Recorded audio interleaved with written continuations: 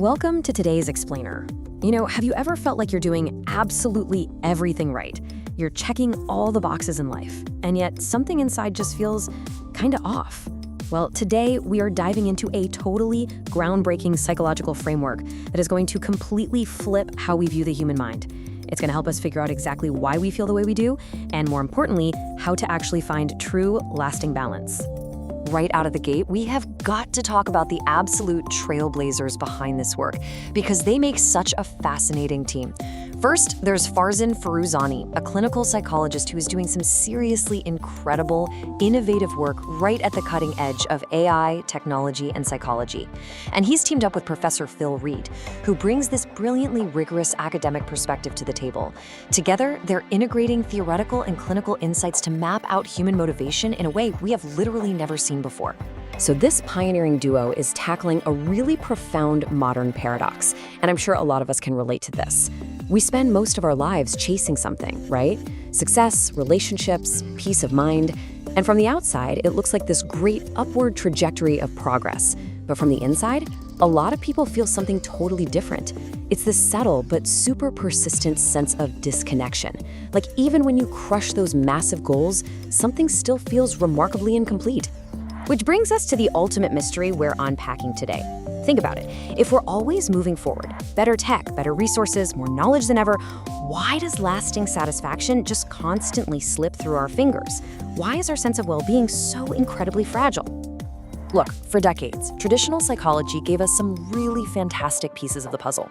Behavioral psychology showed us how rewards work. Cognitive psychology taught us all about our thoughts. Psychoanalysis dove into the unconscious, and positive psychology showed us our strengths. And that's all great. But they all kind of missed something absolutely crucial. None of them could fully explain why a highly successful, socially connected person can still wake up feeling completely fragmented inside. Here is the crux of the issue. To solve this mystery, we have to completely let go of this old, super limited idea that the human mind is just a single, unified engine. We've always been taught to think of motivation as coming from this one central command center in our brains. But according to this framework, that's actually a total illusion. And that single engine idea is exactly why those old approaches just can't fix that lingering sense of disconnection. All right, brace yourselves, because this is where everything literally turns upside down. Enter the absolute game changer, self-harmonization. This is, without a doubt, a total revolution in how we understand ourselves. It shatters the old rules. The mind isn't just one engine.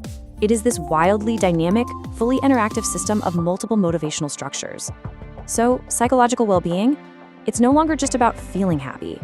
It is entirely about how masterfully these different internal systems are coordinated and integrated over time. It's mind-blowing. So, inside this revolutionary framework, our mind is actually made up of three very distinct fundamental layers, or selves, that are active all the time. We've got the bodily self, the expressive self, and the reflective self. Basically, you aren't just one voice. You're literally a chorus of these three systems constantly talking to each other, every single second of the day. Let's break these down, starting right at the foundation, the bodily self. This layer is entirely about your physical experience in the world. It's focused on survival, your energy levels, your comfort, and your pure instinctive reactions. It runs completely automatically. Just think of it as the system that's constantly scanning your physical body and your environment just to keep you safe and energized. Then, building right on top of that, we have the expressive self. Now, this is the deeply social, relational part of your mind. It's heavily shaped by communication, attachment, and who you are in relation to other people. It handles your emotional expression and that really deep, fundamental human need to just belong to a community. It essentially defines how the world sees us and how we connect. And finally, there's the reflective self. This is the observing, interpreting part of your mind. It's the part of you that actually creates meaning, builds the story of your life, looks back at past decisions, and imagines the future.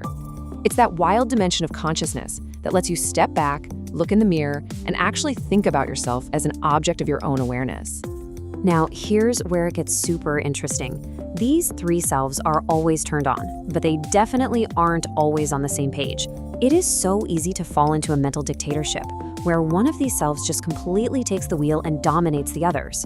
The ultimate goal, though, is a beautifully harmonized system where they aren't fighting, but actually supporting and elevating each other. So what actually happens when we get misaligned and fall into that mental dictatorship? Well, even tiny contradictions can cause chronic tension. If your bodily self takes over, you become super reactive, impulsive, and totally driven by stress. If your expressive self dominates, your identity becomes way too dependent on what everyone else thinks, which is exhausting. And if the reflective self takes over, you become totally emotionally detached from reality, living in the abstract and disconnected from what you actually feel. And this brings us to a really profound realization from Forouzani and Professor Reed's work. It turns out a lot of our daily suffering isn't some deep, mysterious dysfunction or a broken part of our character. It's actually just an imbalance.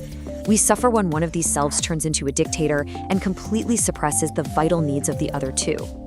But there is so much hope here, because when we finally achieve self-harmonization, these three systems stop fighting and start working as a team. In a truly harmonized state, the bodily self gives you grounding and energy, the expressive self gives you authentic connection, and the reflective self provides clear meaning and direction. They just lock together into this perfect supportive triad. Looking through this lens completely changes the game for mental health. It's no longer this fixed state where you're just trying to force yourself to feel good 24/7. It is a dynamic equilibrium. The goal isn't to aggressively eliminate the messy negative parts of your mind anymore. Actually, scratch that. The goal is pure integration. It's simply about getting these internal systems to finally talk to and respect each other. Which leaves us with a truly provocative, life-altering question to chew on today. For our whole lives, we've exhausted ourselves asking, how do I become happy? But as we've seen in this explainer, that's kind of the wrong question. The real question we need to be asking ourselves every single day is, how do I bring my different selves into alignment? Because once you figure that out, you don't just find happiness, you find a true, unshakable sense of wholeness.